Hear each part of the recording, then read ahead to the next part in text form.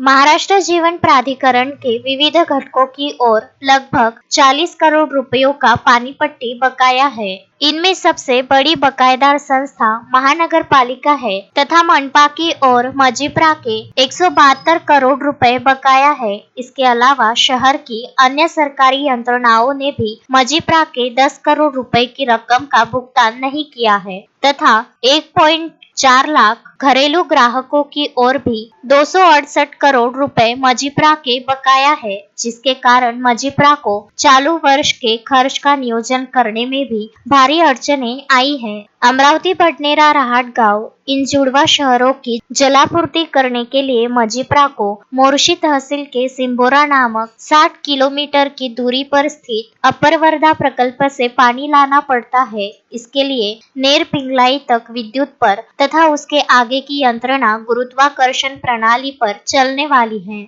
उल्लेखनीय है कि मजीप्रा को इसके लिए प्रति माह 3 करोड़ रुपए खर्च करने पड़ते हैं। इनमें से 1 करोड़ 65 लाख रुपए केवल विद्युत बिल के बदले भरने पड़ते हैं तथा शेष 1 करोड़ 35 लाख रुपए यंत्रणा की देखभाल व मरम्मत तथा इसके लिए कार्यरत कार्यालयीन अधिकारियों कर्मचारियों के वेतन पर खर्च होते हैं। अमरावती शहराला पाणी पुरवठा हा सिंबोरा धरणावरून होतो। सिंबोरा धरण हे अमरावती शहरापासून साधारणतः 55 किलोमीटर अंतरावरती आहे आणि सिंबोरा धरणावरनं आपण 900 HP चे 4 पंप चालवून ते सर्व पाणी नेरपिंगळीच्या गडावरती चढवतो आणि गडावरनं पाणी झापोनला बाय ग्रॅव्हिटी येते। तर हे गडावरती पाणी चढवताना आपल्याला जो विद्युत खर्च आहे, विद्युत जे बिल आहे, दर महिन्याला महाराष्ट्र जीवन प्राधिकरणाला 165 लाख रुपये भरावं लागते। त्यानंतर या ठिकाणी अमरावती शहरामध्ये जवळजवळ 1 लाखाच्या वर नळ जोडण्या आहेत आणि या नळ जोडण्यांना पाणी देण्यासाठी अमरावती शहराला परिपूर्ण पाणी देण्यासाठी महाराष्ट्र जीवन प्राधिकरणाला 165 लाख रुपयाचं बिल आणि उर्वरित 135 लाखाचा मेंटेनन्सचा खर्च अशा प्रकारे एकूण 300 लाख रुपये दर महिन्याला खर्च येतो। असा हा खर्च वर्षभरामध्ये साधारणतः 36 कोटी रुपये येतो, म्हणजे 3 कोटी पर महिना अशा तऱ्हेनं। आणि हा खर्च आपल्याला शासन देत नाही। हा सर्व खर्च नागरिकांनी जे पाणीपट्टी जे भरतात त्यातूनच तो परिपूर्ण भागवला जातो। आज अशी परिस्थिती आहे की फेब्रुवारीपर्यंत आपली फक्त वसुली 27 कोटी रुपये झालेली आहे आणि खर्च जो आहे तो साधारणतः 33 कोटी रुपये फेब्रुवारी महिन्यापर्यंत झालेला आहे। सद्यस्थितीत ही योजना 6 कोटीने घाट्यात आहे। मार्च महिना आहे आणि हा घाटा आपल्याला भरून काढायचा आहे। त्या उद्देशाने मी सर्व नागरिकांना आवाहन करतो की त्यांनी आपल्या नळजोडणीचे पाणीपट्टी देयक अगदी भरावं। ज्यांचे अवैध कनेक्शन असतील त्यांनी ते वैध करून घ्यावेत। आपल्या या ठिकाणी अमृत 2 योजना आता सुरुवात झालेली आहे। ही 985.49 कोटीची आहे। या 985.49 कोटीपैकी 33% आपल्याला सेंट्रल गव्हर्नमेंट देणार आहे, 37% हा स्टेट गव्हर्नमेंट देणार आहे आणि उर्वरित 30% रक्कम ही स्थानिक स्वराज्य संस्थेला उभारायची असते। पण आज मनपाकडे पैसा नाही आहे। उलट पक्षी मनपाकडे आमचे जवळजवळ 189 कोटी रुपये हे जे स्टँड पोस्ट वगैरे आहेत किंवा कनेक्शन्स आहेत या पोटी त्यांच्याकडे थकीत आहेत आणि त्यांना आम्ही विनंती केली की हे सर्व पैसे भरा। कारण की हा जो स्थानिक स्वराज्य संस्थेचा शेअर जोपर्यंत आपण भरत नाही, हा शेअर साधारणतः 389 कोटी रुपये आहे, तोपर्यंत आपल्याला स्टेट गव्हर्नमेंट आणि सेंट्रल गव्हर्नमेंट पैसे देणार नाही।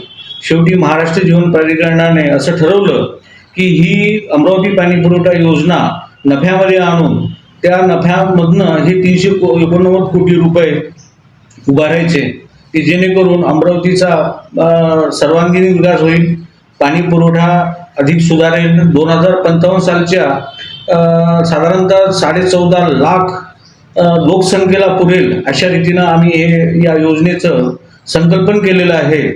त्यामुळे 389 कोटी रुपये जोपर्यंत मजीप्रा उभारत नाही तोपर्यंत उर्वरित रक्कम शासनाकडून आपल्याला मिळणार नाही आणि ही नवीन योजना सुद्धा जी एक अमरावतीच्या इतिहासामध्ये मैलाचा दगड ठरणार आहे, तर ते पैसे आपल्याला मिळणार नाही. म्हणून मी सर्व नागरिकांना विनंती करतो, तसेच सर्व शासकीय कार्यालय त्यांच्याकडे सुद्धा 10 कोटीची थकबाकी आहे. अमरावती शहरावरती एकूण थकबाकी 450 कोटी आहे.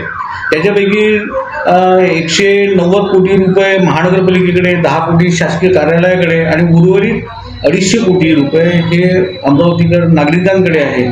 या सर्वांनी जर अमरावती पाणीपुरवठा योजनेची पाणीपट्टी जर भरली तर आपण हे 389 कोटीचा शेअर उभारू शकू आणि नवीन जे पाणी अमृत 2 योजना आहे त्या अंतर्गत अमरावती पाणी पुरवठा योजनेचे अत्यंत चांगल्या रीतीने कामं होतील.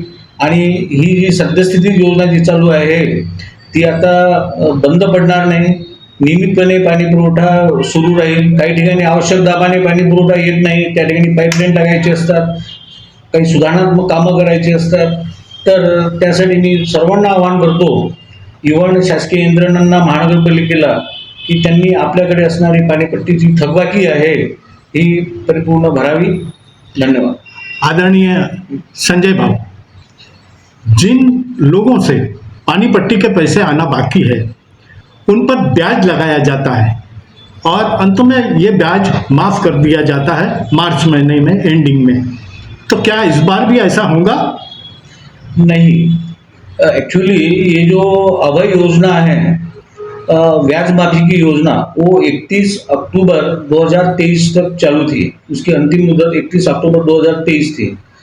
वहाँ तक, उस लिमिट तक जिन लोगों ने एक मुश्त मुद्दल भरी उनका ब्याज माफ हो गया. हमने बहुत प्रचार प्रसार किया था, लेकिन लोगों ने प्रतिसाद नहीं दिया. अभी वो योजना लागू नहीं है, इसीलिए जो कुछ बिल है वो अभी अपने को भरना पड़ेगा, क्योंकि जब तक आप बिल नहीं भरोगे तब तक 1% पर मंथ ऐसा ब्याज उसमें लगने वाला है. ब्याज बढ़ते रहेगा, बिल भी बढ़ते रहेगा.